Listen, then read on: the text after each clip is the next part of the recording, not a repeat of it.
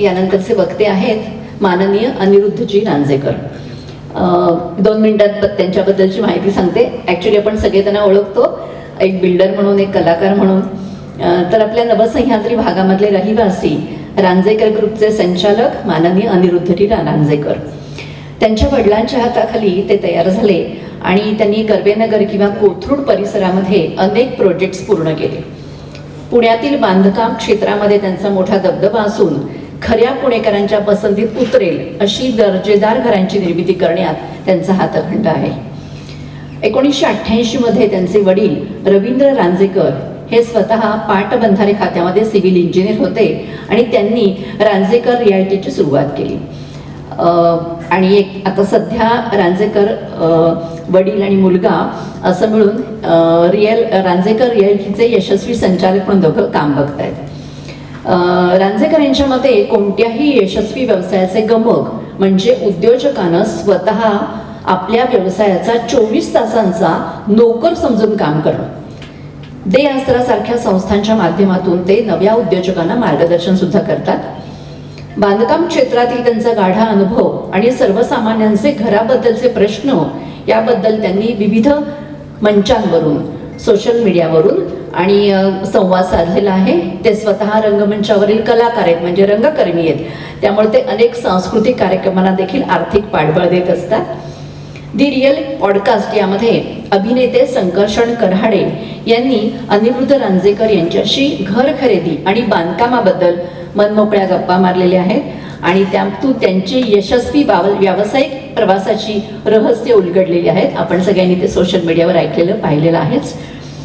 मी त्यामुळे आता अनिरुद्ध रांजेकर यांना विनंती करते की त्यांनी त्यांचे विचार व्यक्त करावे.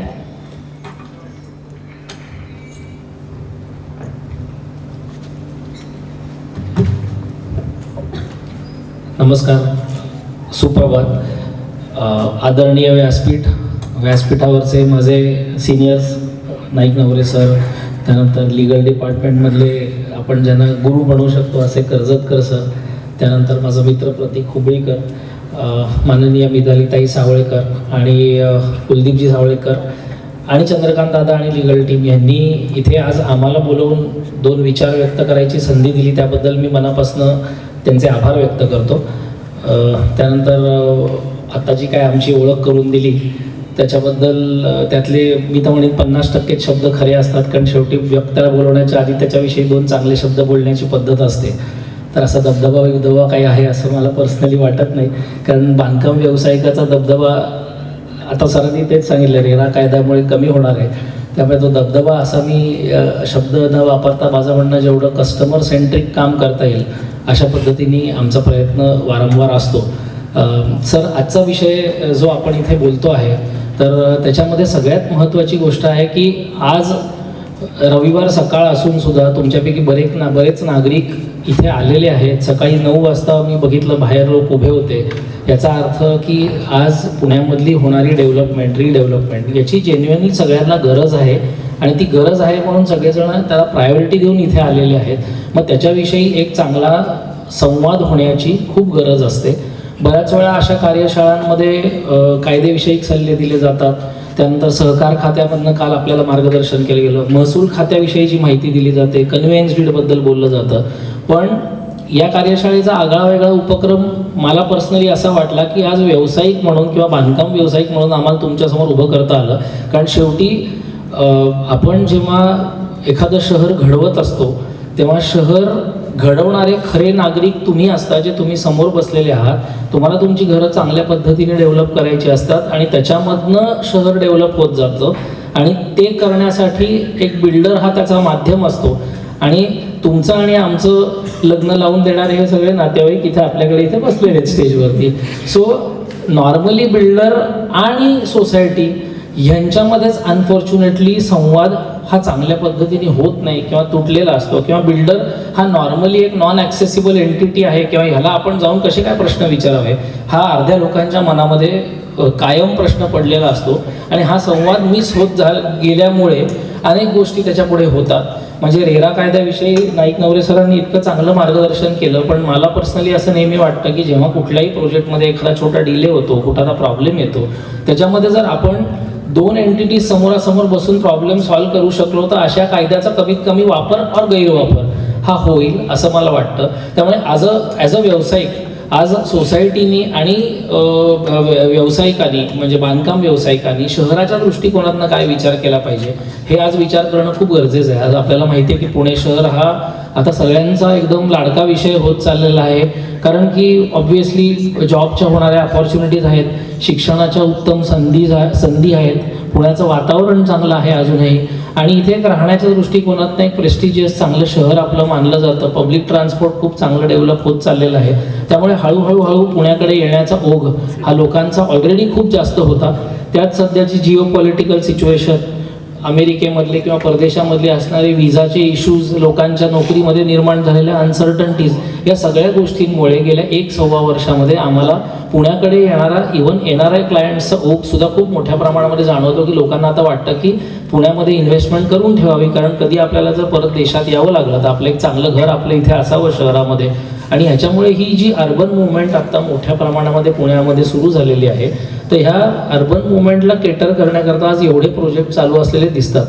आज जे आपण नागरिक असतात किंवा सुजाण नागरिक असतात, आज पुण्यातली मजा मी खूप वेळा अनुभवतो की बरेच जण रिडेव्हलपमेंट झालेल्या बिल्डिंगमध्ये राहत असतात. त्यांची सोसायटी रिडेव्हलप झाल्यानंतर ते 1-2 वर्षानंतर असं मत व्यक्त करतात की किती बिल्डिंग बांधत चाललेत, शहराची फार नासाडी झालेली आहे. तर माझं म्हणणं, आपली सोसायटी रिडेव्हलप झाल्यानंतर शहराची नासाडी झाली हे म्हणण्याचा अधिकार आपल्याला नसतो.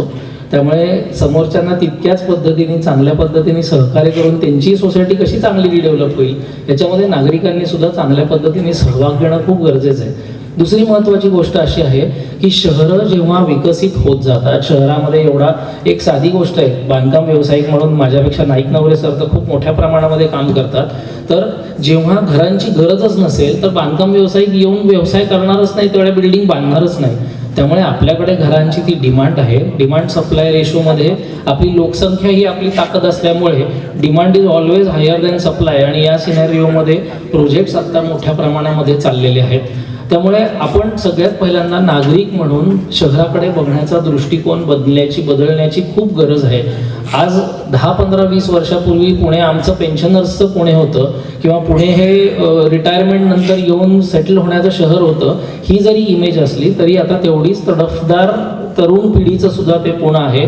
त्यांच्यासुद्धा आयुष्याकडनं असलेल्या काही ॲस्पिरेशन्स आहेत, त्या केटर करणारे चांगले मोठे प्रकल्प सुद्धा पुण्यात उभारणं गरजेचं आहे. त्यामुळे जेव्हा एखाद्या शहरामध्ये उत्तम विकास होत असतो, मोठ्या प्रमाणामध्ये बांधकाम व्यवसाय हा पुढे पसरत असतो, त्यावेळेस आपण उन्नतीकडे चाललेलो आहे, प्रगतीकडे चाललेलो आहे हे समजून घेणं खूप गरजेचं आहे. आणि हे म्हणणं चुकीचं आहे की मग याच्यामुळे शहराची वाट लागते, कारण शहराची वाट लागते हा जर कॉन्सेप्ट असतं तर मग न्यूयॉर्क, शिकागो हे शहरं पाहिल्यानंतर आपण का आनंदी होतो, मग त्या शहरांची वाटच लागली, एवढ्या बिल्डिंग आहेत ना. तर मुद्दा असा आहे की ही डेव्हलपमेंट होत असताना ही चांगल्या पद्धतीने रेग्युलराइज्ड पद्धतीने शहराला एक चांगलं व्हॅल्यू ॲडिशन देऊन काम करण्याच्या दृष्टिकोनातून आपण काय काम करू शकतो हे तुमचं आमचं काम आहे. तेव्हा सोसायटीने सगळ्यात पहिल्यांदा जेव्हा एखादी आपली सोसायटी रिडेव्हलप होते तेव्हा आपलं त्या प्रकल्पाविषयीचं स्वप्न क्लिअर असणं खूप गरजेचं आहे.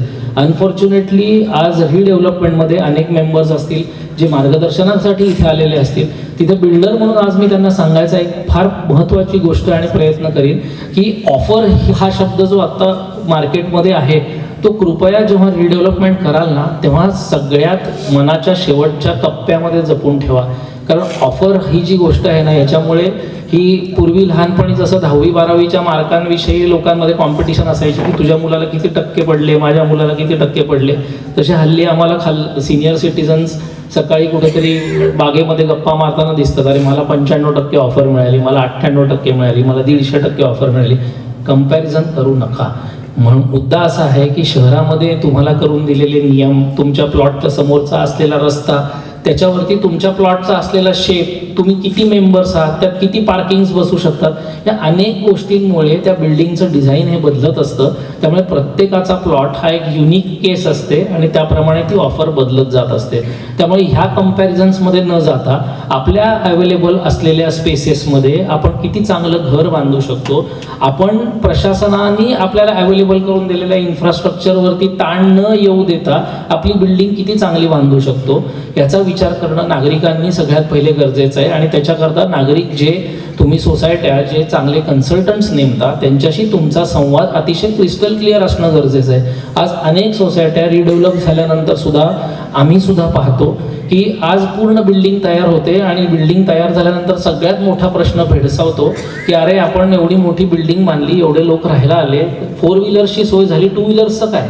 आज अनेक सोसायट्यांमध्ये तुम्ही परिस्थिती बघा, रिडेव्हलपमेंट झाल्यानंतर सुद्धा 2 व्हीलर्स लावायला जागा राहत नाही, साईड मार्जिनमध्ये 2 व्हीलर लावण्याशिवाय पर्याय राहत नाही. मग काही राहिलेल्या गाड्या या पुन्हा रस्त्यावरच येतात. तर सगळ्यात पहिल्यांदा म्हणजे नागरिक म्हणून आपण प्रत्येक वेळेस प्रशासनाच्या नावानेच फक्त ओरडून चालणार नाही की अरे आमचे रस्ते मोठे नाही आहेत, आम्हाला फॅसिलिटीज मिळत नाही आहेत. माझं म्हणणं आपण सुद्धा एक नागरिक म्हणून विचार करणं गरजेचं आहे की आपण डेव्हलपमेंट करत असताना आपण इतरांना गैरसोय होणार नाही अशा पद्धतीचं प्लॅनिंग करतो का? आपण 100% आज इतका FSI अवेलेबल करून दिलेला आहे शासनाने आपल्याला. आज मेट्रो सारखा जो प्रकल्प आलेला आहे त्याच्यामुळे मोठ्या प्रमाणात FSI आहे. त्यामुळे त्या प्लॉटवर तो FSI कन्झ्युम करण्यापेक्षा सुद्धा तुमच्या होणाऱ्या नंबर ऑफ फ्लॅट्सला केटर करणारं पार्किंग हे तुम्ही देऊ शकताय का, ह्याच्यापासून उलटं वर्किंग होणं गरजेचं आहे. अनेक रिडेव्हलपमेंटचे प्रकल्प आज आमच्या समोर येतात, त्याच्यामध्ये या गोष्टींचा अनफॉर्च्युनेटली अभ्यास केलेला नसतो. फक्त ऑफर आम्हाला किती टक्के मिळणार, आमचा फ्लॅट किती मोठा होणार, ह्याच्या पलीकडे कोणाचाही विचार होत नाही. त्यामुळे माझं पर्सनल मत आहे की ही जी सगळ्यात पहिली संकुचित मेंटॅलिटी आहे की मला काय मिळतंय, आपण जेव्हा या कार्यशाळेमध्ये बोलतो आहे, we are talking about developing the entire ecosystem of the city. आपण एक जरी बिल्डिंग आपण रिडेव्हलप करत असू तरी शहराच्या विकासामध्ये कुठे ना कुठेतरी आपण त्याला एक हातभार लावत असतो, शहरामध्ये काहीतरी व्हॅल्यू ॲडिशन करत असतो. त्यामुळे ह्या गोष्टी करत असताना एक चांगल्या इकोसिस्टीमला आपण आपला हातभार कसा लावतो आहे या सगळ्यात मोठी गरजेची गोष्ट अशी आहे. त्यामुळे सगळ्यात महत्त्वाची गोष्ट आहे की बाबा कुठल्याही पद्धतीने माझी बिल्डिंग या माझ्या शहरावरती ताण दबाव आणणार नाही ना. बरं, आपण ताण म्हणतो म्हणजे काय नंबर ऑफ फ्लॅट्स वाढवायचे नाहीत का, 100% वाढवायचे, पण त्याच्या बरोबरीने आज अनेक ठिकाणी तुम्ही बघताय की याच्या पुढचे 10 वर्ष हे मला पर्सनली वाटतं रिडेव्हलपमेंटने ती खूप मोठी झेप घेतलेली आहेच, पण शहरांमध्ये आता ह्याच्या पुढे मोठ्या प्रकल्पांचे दिवस येणार आहेत पुढच्या 10 वर्षामध्ये. कारण सगळ्यात महत्त्वाची गोष्ट जी मी आत्ता बोललो आणि जे सोसायटी आता पुनर्विकासाचा विचार करत असतील त्यांनी सुद्धा याचा विचार सिरियसली करा की आज DPमध्ये आपले रस्ते वायडन होण्याची खूप गरज आहे. आता एक सव्वा महिन्यापूर्वी आम्ही आदरणीय आपले माननीय आयुक्त श्री नवल किशोर रामजी यांचं मराठी बांधकाम व्यावसायिक असोसिएशनच्या माध्यमामधून एक मुलाखत घेतली आणि टाउन प्लॅनिंग विषयी बोलताना त्यांनी सगळ्यात पहिला मुद्दा व्यक्त केला की कुठल्याही शहरामध्ये जेव्हा एक चांगलं शहर म्हणलं जातं तिथे शहराच्या क्षेत्रफळाच्या रफली 15% हे रस्ते असणं गरजेचं आहे. याचा अर्थ त्या शहराच्या लोकसंख्येला तुम्ही चांगल्या पद्धतीने ट्रॅफिक मॅनेजमेंट करू शकाल. आज अनफॉर्च्युनेट सिनॅरिओ पुण्यामधला असा आहे की आपल्या शहराच्या क्षेत्रफळाच्या मानाने आपण फक्त 7 ते 8% रस्ते आपले आहेत, म्हणजे आपल्याकडे निम्मेच रस्ते अवेलेबल आहेत. आज बऱ्याच ठिकाणी रोड वायडनिंग DPमध्ये प्रपोज केलं गेलं, त्याच्यामुळे नागरिकांचा विरोध जाणवतो, प्रशासनाला सुद्धा त्याची दखल घ्यावी लागते आणि रस्ता रुंदी हा विषय खूप मोठ्या प्रमाणात मला मान्य आहे की आपल्या प्लॉटमधून रस्ता जात असेल आणि आपली डेव्हलपमेंट जर होत नसेल तर कोणालाही त्रास होणं साहजिक आहे. पण माझं म्हणणं आहे की ह्याला सुद्धा आता अनेक मार्ग आहेत. क्लस्टर रिडेव्हलपमेंट हा शब्द आपण अनेकांनी ऐकला असेल. जिथे आपल्या इथे रस्ता रुंदी थोडी जास्त जात असेल तर सामंजस्याने आपल्या आजूबाजूच्या सोसायट्यांना अप्रोच करा. एक चांगला मोठा प्रकल्प एका मोठ्या रस्त्यावरती आपण कसा घेऊन येऊ शकू याचा एक प्रयत्न करून एक उत्तम इकोसिस्टीम. आज रस्ते रुंदीला विरोध करणं हे फ्रँकली पॉसिबल नाही आहे, कारण आपण जेवढी लोकसंख्या आहे आपल्या आत्ता पुण्याची त्याच्यामध्ये ज्या पद्धतीने आपण ग्रो करतोय, ज्या पद्धतीने आपण वाहनं आपल्या रस्त्यावरती आहेत, तर ह्या सगळ्या गोष्टींचा विचार करता की रस्ता रुंदी होण्याची गरज आहे. तर त्याला विरोध न करता आपण क्लस्टर रिडेव्हलपमेंटमध्ये जाऊ शकतो का, मोठे प्रकल्प कशा पद्धतीने डेव्हलप करू शकतो. आपण आपल्या सगळ्या गाड्या एकदा प्रकल्प मोठा झाला, लँड पार्सल मोठं झालं की या सगळ्या गोष्टींचे प्रश्न सोडवणं हे खूप सोपं होतं आणि या सगळ्या गोष्टींचा सकारात्मक दृष्टिकोनातून विचार करणं गरजेचं असतं. दुसरं, नागरिकांची एक मानसिकता मी बघितलेली असते की जेव्हा शेजारच्या प्लॉट बरोबर अमलगमेंट करायची वेळ येते किंवा शेजारच्या प्लॉट बरोबर आपण रिडेव्हलपमेंट करायचा विचार करतो तेव्हा त्यातले अर्धे लोक म्हणतात आम्ही 30 वर्ष त्यांना बघतोय, आम्हाला माहिती ते कसे आहेत. तर सगळ्यात पहिल्यांदा मनातनं हा विचार काढून टाका, कारण जेव्हा तुमची बिल्डिंग 100 लोकांची 200 लोक होतात त्यावेळेस उरलेल्या 100 लोकांचं चारित्र्याचं सर्टिफिकेट आपण घेतलेलं असतं का? ते नवीन येणाऱ्या लोकांवर आपण हा एक देवावर विश्वासच ठेवलेला असतो ना की येणारे चांगली लोक आहेत. मग माझं म्हणणं non devil is always better than unknown. त्यामुळे आपण जेव्हा या सगळ्या गोष्टींचा विचार करत असतो त्यावेळेस सगळ्यात महत्त्वाचा विचार हा करणं आहे की शेजारचे मतभेद सोडून द्या. रिडेव्हलपमेंटमध्ये सुद्धा अनेक ठिकाणी बघतो मी की अत्यंत सामान्य गोष्टींमुळे ती रिडेव्हलपमेंट अडकलेली असते आणि त्याच्यापुढे ती जाऊ शकत नाही. आणि सगळ्यात ठिकाणी मी तर म्हणतो 80% ठिकाणी रिडेव्हलपमेंट ही कायदेशीर दृष्ट्या एखादा मेंबर विरोधात जाणं याच्यामधलं सगळ्यात महत्त्वाचं कारण असतं इगो. आणि त्याच्यामधला तो इगो जर आपण पार्ट काढून टाकला, बऱ्याच वेळा काय होतं की एखाद्या माणसाचा एखादा जेन्युइन प्रश्न असतो पण हा प्रश्न सोडवणं आपल्याला खूप अवघड आहे, त्यामुळे आपण त्याच्याशी बोलणंच सगळ्यात पहिल्यांदा बंद करतो आणि तो मेंबर बाजूला पडतो आणि उरलेले मेंबर्स रिडेव्हलपमेंटबद्दल बोलायला लागतात आणि अचानक त्या मेंबरला असं वाटायला लागतं की आता मला रिडेव्हलपमेंटला विरोध करायला पाहिजे. त्यामुळे सगळ्यात महत्त्वाची गोष्ट आहे की रिडेव्हलपमेंट करत असताना सगळे प्रश्न तुम्ही सोडवायला जाऊ नका. ते सोडवण्याकरता मार्गदर्शनाकरता आपल्याकडे कन्सल्टंट आहेत, बिल्डर आहेत, त्यांचा वापर करा आणि चांगल्या पद्धतीने ही रिडेव्हलपमेंट कशा पद्धतीने पुढे घेऊन जाता येईल याचा प्रयत्न करा. दुसरी महत्त्वाची गोष्ट, आज शहरावरती खूप मोठ्या प्रमाणामध्ये तुम्ही जर बघितलं तर जसे जसे फ्लॅट्स वाढत चाललेले आहेत तशा पुण्याच्या ड्रेनेज सिस्टीम पण आपल्या जुन्या झालेल्या आहेत. तर आज टाउन प्लॅनिंगमधला सगळ्यात महत्त्वाचा विषय असा आहे की ड्रेनेज चांगल्या पद्धतीने पाणी वाहून जाणं, रेन वॉटरची सोय करणं. जेव्हा प्रकल्प तुमच्या चांगल्या पद्धतीने डेव्हलप होत असतात त्याचबरोबरीने हे इन्फ्रास्ट्रक्चर सुद्धा महानगरपालिकेचं त्याच्यावरती लक्ष असतं. आम्ही ॲज अ डेव्हलपर सुद्धा विचार करत असतो बऱ्याच वेळा काही ड्रेनेज लाईन्स ही जेव्हा एखाद्या एरियामध्ये मोठ्या प्रमाणात डेव्हलपमेंट होतं त्यावेळेस ड्रेनेज लाईन्सवर रिप्लेस केल्या जातात. सो अशा सगळ्या गोष्टी ह्या शहराच्या ओव्हरऑल विकासासाठी टाउन प्लॅनिंगच्या दृष्टिकोनातून महत्त्वाच्या असतात आणि त्याला आपण हातभार लावत असतो. त्यामुळे ह्या सगळ्या गोष्टींचा विचार करा. तिसरी महत्त्वाची गोष्ट, मग अशी मी ऑफरविषयी जे बोललो, तर ऑफर हा सब्जेक्टिव्ह गोष्ट आहे. मी ह्याच्याकरता नेहमी म्हणतो कारण की एक उत्तम प्लॅनिंग जेव्हा तुम्ही करता तेव्हा एखादा 1000 स्क्वेअर फुटाचा फ्लॅट हा 1200 स्क्वेअर फूट जाणवण्याची त्याच्यामध्ये कपॅसिटी असते आणि तुम्ही एखादा जर चांगला प्लॅन केला नाही तर तो 1200 स्क्वेअर फुटाचा फ्लॅट सुद्धा 1000 स्क्वेअर फुटाचा वाटू शकतो. म्हणजे थोडक्यात कागदावरती असलेल्या आकड्यापेक्षा आपल्याला काय प्लॅनिंग मिळतं, कशा पद्धतीचं घर मिळतं ह्याच्याकडे लक्ष द्या. सोसायट्यांनी सगळ्यात पहिल्यांदा कन्सल्टंटला पहिला प्रश्न सांगायला पाहिजे की तुम्ही जेव्हा फिजिबिलिटी काढता आमच्या प्रोजेक्टची आणि टेंडर फ्लोट करता तेव्हा फिजिबिलिटी काढताना किती आर्किटेक्टनी सोसायटीला एक ब्लॉक प्लॅन दिलेला असतो की या बिल्डिंगवर या प्लॉटवरती इतके मजले बसतील, इतके साधारण फ्लॅट बसतील. आज 80% टेंडर्समध्ये सोसायटीला नेमून दिलेल्या आर्किटेक्टनी हे काम बऱ्याच वेळा केलेलं नसतं, ते बिल्डरवरती सोडून दिलेलं असतं. मग 10 बिल्डर्सची 10 प्रपोजल. काही जण हे उत्तम आकडे देण्याच्या दृष्टिकोनातून प्लॅनिंगवरती कॉम्प्रोमाइज करतात, काही जण हे उत्तम प्लॅनिंगच्या याच्यामध्ये ते बिचारे ऑफरमध्ये कॉम्प्रोमाइज होतात. आणि हे सगळं करत असताना पहिल्यांदा सोसायटीने त्यांच्या प्लॉटचा फिजिबिलिटी अनालिसिस म्हणजे एक्सेलमध्ये FSI टाकला, ॲन्सिलरी FSI टाकला, त्यातनं बिल्डरला किती टक्के गेले आणि मग आपल्याला किती मिळालं, ही फिजिबिलिटी नाही. फिजिबिलिटी अनालिसिस म्हणजे आपल्या प्लॉटवरती साईड मार्जिन सोडल्यानंतर आपली काय फ्लोर प्लेट बसते, किती मजले बिल्डिंग बसतात, त्याप्रमाणे आपलं पार्किंग किती बसू शकतं आणि ह्यामुळे आपण ह्या प्लॉटवरती साधारण किती टेनामेंट्स मेंटेन करू शकतो हा अभ्यास करणं म्हणजे फिजिबिलिटी आहे. आपल्याकडे फिजिबिलिटी अनफॉर्च्युनेटली फक्त आकड्यामध्ये अडकून राहिलेली आहे की किती टक्के मिळाले पाहिजेत, ते 100% मिळाले पाहिजे. त्याच्याबद्दल काही मत नाही, माझं दुमत नाही की आपल्याला उत्तम ऑफर मिळाली पाहिजे. आज वर्षानुवर्ष लोक छोट्या घरांमध्ये राहत आहेत. बऱ्याच जणांनी पोटाला चिमटे काढून 20-25 वर्षापूर्वी घरं घेतली आहेत. आज लोकांची स्टँडर्ड ऑफ लिव्हिंग वाढलेली आहे, त्यांची मुलं मोठी झालेली आहेत, चांगल्या नोकऱ्या करतात, मोठ्या घरांची गरज निर्माण झालेली आहे. तर हे करत असताना तुम्हाला छान ऑफर मिळालीच पाहिजे, पण ह्याच्या बरोबरीनेच आपण एक चांगली इकोसिस्टीम डेव्हलप करू शकतोय का. आज साधी गोष्ट आहे, प्रकल्पामध्ये जेव्हा मोठे प्रकल्प होतात त्याच्यामध्ये आज पुण्यामधलं 70% क्लायंट तुम्ही जर बघितलं तरी डेव्हलपमेंटमधलं हे सिनियर सिटीजन्स आहेत. मग सिनियर सिटीजनच्या पॉईंट ऑफ व्ह्यूमधनं एक बिल्डिंग चांगल्या पद्धतीने प्लॅन होते आहे का, लहान मुलांच्या पॉईंट ऑफ व्ह्यूमधनं बिल्डिंग प्लॅन होते आहे का, त्यांना खेळायला जागा क्रिएट होऊ शकते आहे का, या गोष्टींचा संवाद खूप मोठ्या प्रमाणामध्ये विकसक आणि सोसायटी यांनी एकमेकांशी करायला पाहिजे. 80% संवाद हा प्रोजेक्ट छान कसा होईल, एक उत्तम इकोसिस्टीम कसं होईल याच्यावरती व्हायला पाहिजे. आणि मग 20% संवाद हा निगोसिएशनच्या स्वरूपात असला पाहिजे की आता तुम्ही आम्हाला काय जास्तीत जास्त चांगलं देऊ शकता ते सांगा. पण आपण एक्झॅक्टली आज उलटं करतो आहोत सगळ्या सोसायट्या. आपण फक्त आम्हाला काय मिळेल याच्या मागे लागलेलो आहोत, पण बाकी गोष्टींचा आपल्याला कधीतरी विसर पडतो. त्यामुळे टाउन प्लॅनिंगच्या दृष्टिकोनातनं किंवा होणाऱ्या आपल्या अर्बन डेव्हलपमेंटच्या दृष्टिकोनातनं एवढी मोठी लोकसंख्या जेव्हा एका शहरात येऊन राहते, शहरावरती ताण वाढतो, त्यावेळेस आपण ॲज अ नागरिक जर विचार केला नाही तर प्रशासन आपली मदत करू शकत नाही. त्यामुळे आपण स्वतःची मदत सगळ्यात पहिल्यांदा करणं गरजेचं आहे असं मला या ठिकाणी वाटतं. त्याच्यामध्ये व्हर्टिकल डेव्हलपमेंट जी आता आपली चाललेली आहे त्याला काही पर्याय नाही आहे. आपल्याला उंच उंच इमारती करावेच लागणार आहेत. त्यामुळे आपल्या सेफ्टी सिक्युरिटी या पॉईंट ऑफ व्ह्यूने आपण बिल्डिंगचा विचार करतो आहे का, हा विचार करायला पाहिजे. हा सगळ्यात मोठा विषय रिडेव्हलपमेंट करत असताना जेव्हा आम्हालाही वाईट वाटतं. नॉर्मली बिल्डरला वाईट वाटतं हे कोणालाच मान्य नाही, कारण की सगळ्यात पहिल्यांदा बिल्डरवरती बंदूक ताणलेली असते. हे प्रोजेक्ट्स करतात, हे पुणे शहरातली झाडं काढत चाललेली आहेत आणि आज पाऊस लेट झाला त्यामुळे तो बिल्डरमुळेच लेट झालेला आहे, असं एक फायनल कन्क्लुजन लोकांनी करून टाकलेलं असतं.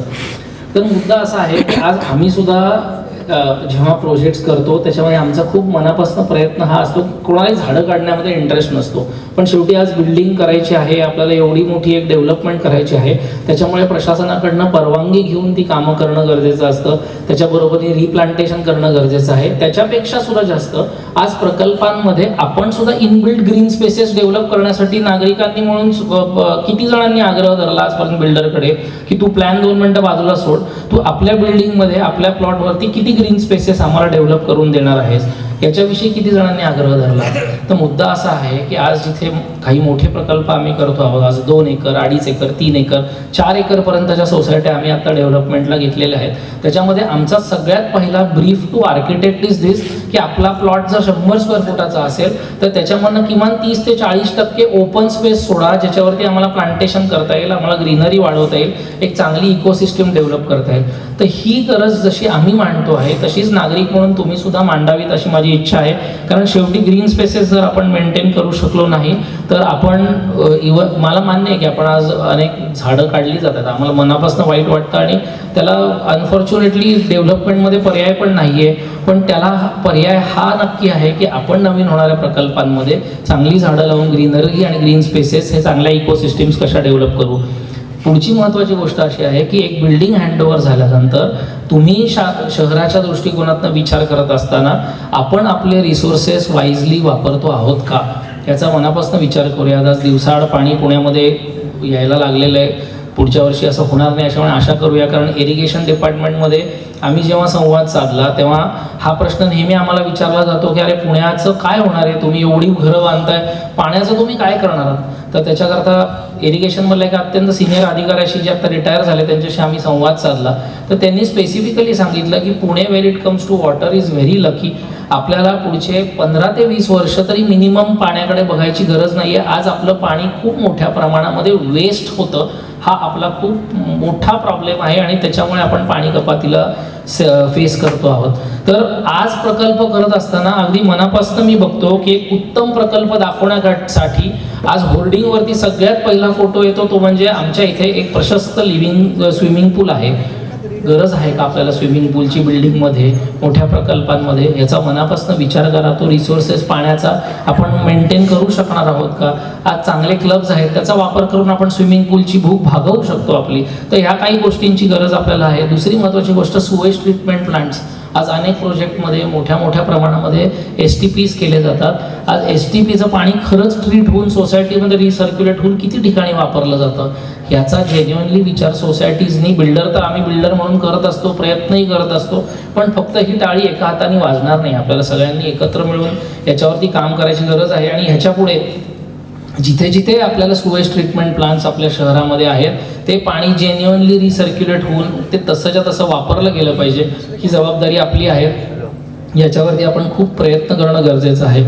जसं ग्रीन स्पेसेसबद्दल मी बोललो तसंच हे खूप महत्त्वाचं गोष्ट आहे. सोलर प्रोजेक्ट्स, उत्तम सोलर प्रोजेक्ट्स प्लॅन करणं हे सुद्धा आज काळाची गरज झालेली आहे.